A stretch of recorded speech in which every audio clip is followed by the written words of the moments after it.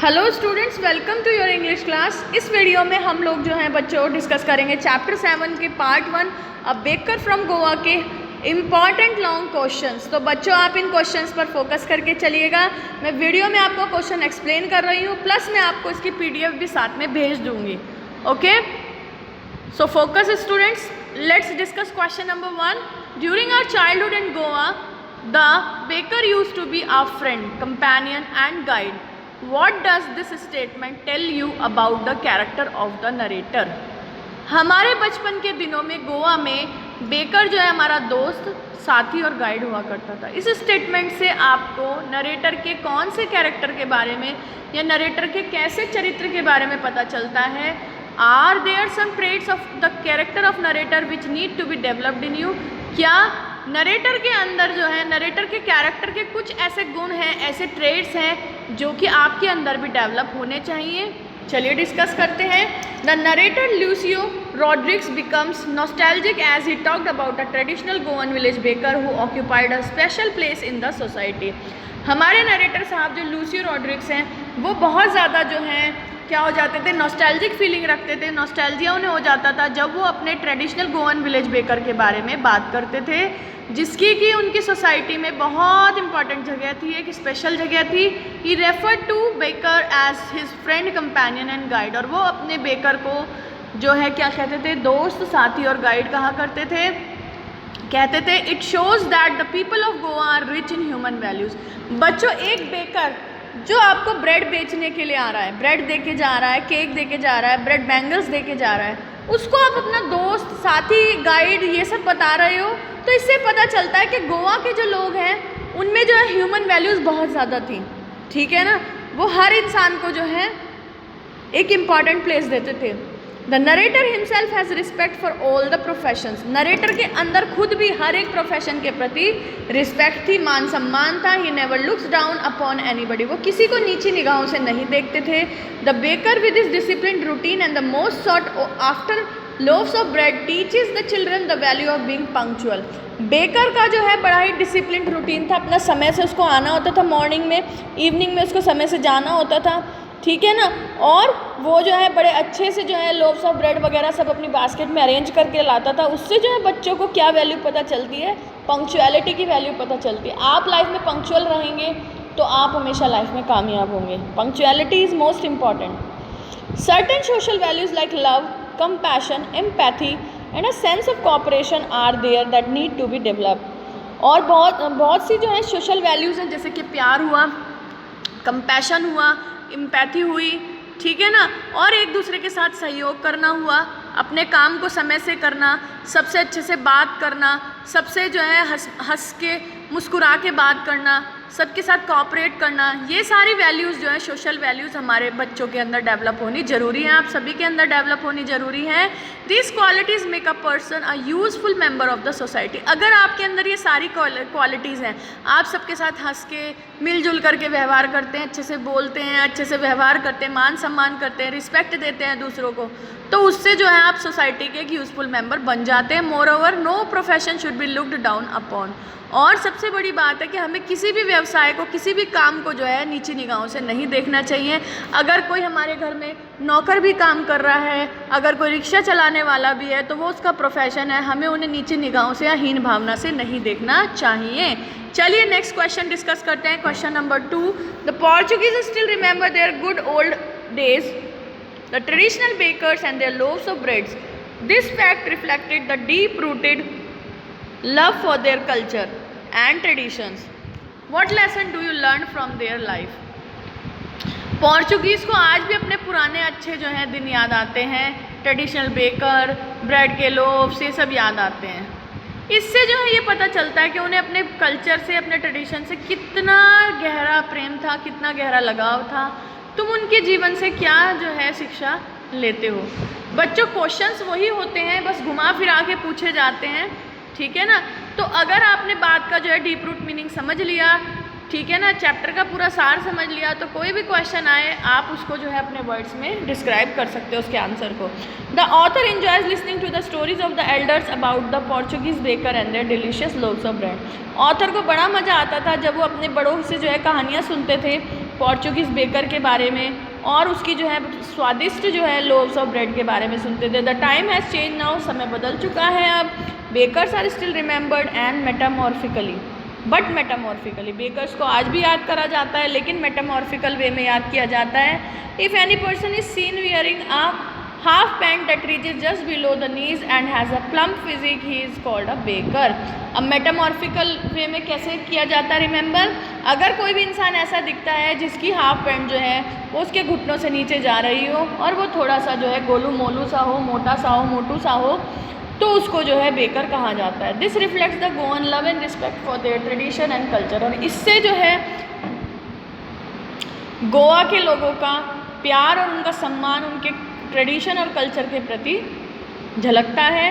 There life teaches us a valuable lesson to be connected to our roots. उनकी जो life है वो हमको एक बहुत इंपॉर्टेंट लेसन बताती है, बहुत वैल्यूएबल लेसन समझाती है, पाठ पढ़ाती है। वो क्या है कि हमें अपनी जड़ों से जो है, अपनी रूट से जो है कनेक्टेड रहना चाहिए। हम बच्चों कहीं भी चले जाएं, कितनी दूर चले जाएं, हम अच्छे बड़े शहर में चले जाएं, कोई मेट्रोपॉलिटन सिटी में चले जाएं या हम फॉरेन कंट्री में जाके सेटल हो जाएं, लेकिन हमें अपना देश, अपनी माटी, अपना गांव, अपनी धरती, अपने लोग नहीं भूलने चाहिए। It helps us in maintaining our identity all over the world, क्योंकि जो हमारी रूट्स होती हैं वही हमें हमारी पहचान दिलाती है पूरे समाज में। We should not be influenced by western culture. हमें जो है वेस्टर्न कल्चर से ज़्यादा प्रभावित नहीं होना चाहिए। हमें दूसरों से अच्छी चीज़ों को जो है अडॉप्ट करना चाहिए। हमें खामखा भेड़ा चाल में नहीं रहना चाहिए। Indian tradition is well known for its unity in diversity. और हमारे देश की जो परंपरा है, जो हमारे देश की संस्कृति है, वो जानी जाती है किस लिए? यूनिटी इन डाइवर्सिटी के लिए। We have a rich legacy of culture and values. हमारे पास तो बहुत जो है संपन्न लेगेसी है कल्चर की और वैल्यूज़ की। It is our duty to preserve our heritage and have love and respect for age old traditions. और ये हमारा कर्तव्य है, हमारी जो है एटमोस्ट ड्यूटी है कि हम अपनी हेरिटेज को जो है संभाल करके रखें, उसे सुरक्षित रखें और हम सबके अंदर प्यार हो और सम्मान हो हमारे जो काफ़ी पुराने समय से चलते आ रहे जो परंपराएं हैं, संस्कृति हैं, उनके प्रति। चलिए नेक्स्ट क्वेश्चन डिस्कस करते हैं। Why is the presence of bakers furnace in village absolutely necessary? What does this tell you about the social and family life of the Portuguese, explaining that in content with the value system of the society. वहाँ पर जो है गाँव में baker की furnace की presence की क्यों नेसेसिटी है, इससे आपको क्या पता चलता है उनकी सोशल और फैमिली लाइफ के बारे में पोर्चुगीज़ लोगों की, ठीक है ना। और इसको जो है थोड़ा सा जो है ध्यान रखते हुए चलना है value system of the society के अकॉर्डिंगली।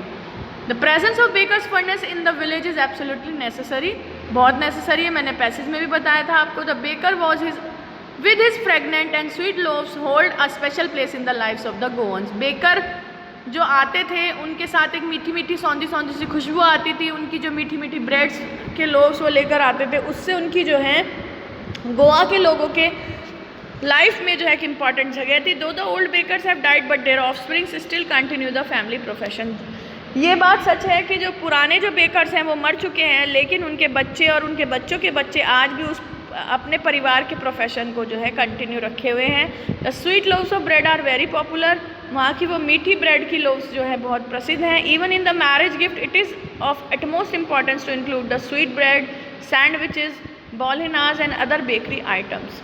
वहाँ पे शादी के गिफ्ट में जो है बहुत इंपॉर्टेंट है स्वीट ब्रेड्स, सैंडविचेस, बॉलिनाज और जो दूसरे बेकरी के आइटम हैं उनके बिना वहाँ शादी के गिफ्ट अधूरे होते हैं। This items are prepared in furnaces that still exist. और ये सारे आइटम फर्नेस में बनाए जाते हैं जो कि आज भी वहाँ पर मौजूद है। It throws light on the family and social life of the people. और इससे जो है वहाँ के लोगों के परिवार और उनके सामाजिक जीवन के बारे में पता चलता है। The society has a rich value system. वहाँ के समाज के पास में बहुत ज़्यादा जो है अच्छा जो है वैल्यू सिस्टम है। सबको जो है वो लोग जो है इम्पोर्टेंस देते हैं, केयर करते हैं, एक दूसरे के प्रति रिस्पेक्ट रखते हैं वो।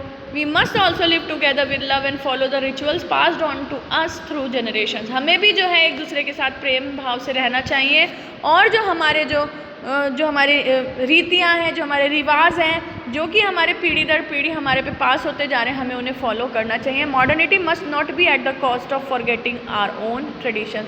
मॉडर्न होने का मतलब ये नहीं होता कि आप जो है अपने खुद के जो आपकी जो कल्चर है, खुद का जो आपका ट्रेडिशन है, परंपराएं हैं, आप उनको भूल जाएं। The elders have a wisdom to enrich the younger generation radical views. और बड़ों के पास में जो होता है ऐसी विजडम, ऐसी बुद्धि होती है कि वो जो है हमारी जो यंगर जनरेशन है उनको जो है ये सारी चीज़ें बताएं, उन्हें सिखाएं। There must be a balance between the traditional and social ethos and modern views. और एक बैलेंस बना हुआ होना चाहिए हमारी परंपराओं के बीच में, हमारे समाज, हमारे जो सामाजिक जो तथ्य हैं, सामाजिक चीज़ें हैं उनमें, और साथ में हमारे जो मॉडर्न व्यूज़ हैं उनमें एक बैलेंस होना चाहिए, ठीक है ना। तो हमें जो है हम मॉडर्न हो जाएं वो सही है, लेकिन हमें जो है अपनी परंपराओं को, अपने रीति रिवाजों को नहीं भूलना चाहिए। जो हमारे बड़ों ने, बुजुर्गों ने हमें अपने बताया है, हमारे घर के बारे में, परिवार के बारे में, हमारे देश के बारे में या धर्म के बारे में, कल्चर ट्रेडिशन के बारे में, हमें उन सबको भी फॉलो अप करना चाहिए।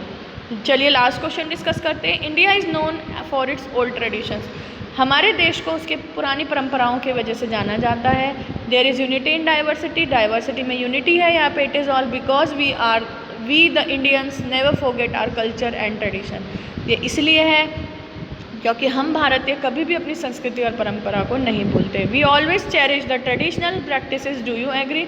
हम हमेशा से जो हमारी परंपरागत जो रीति रिवाज है हम उन सबको फॉलो करते हैं। क्या आप इस बात से सहमत हो? Give your views with reference to the lesson a baker from Goa where the author is nostalgic about the bakers and the traditional cakes of Goa.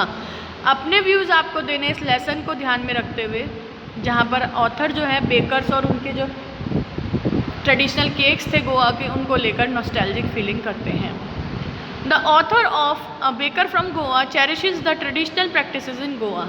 जो ऑथर है वो पूरे चैप्टर में जो है जो गोवा में ट्रेडिशनल पारंपरिक रूप से प्रैक्टिसेस होते थे उनको चेरिश करते हैं। He recalls his encounter with the traditional bakers of Goa. वो अपना जो है वो टाइम याद करते हैं जब वो जो है गोवा के ट्रेडिशनल बेकर से मिला करते थे। It is true that we Indians never forget our cultures and tradition. और यह हकीकत बात है कि हम भारतीय लोग अपनी संस्कृति और परंपरा को कभी नहीं भूलते।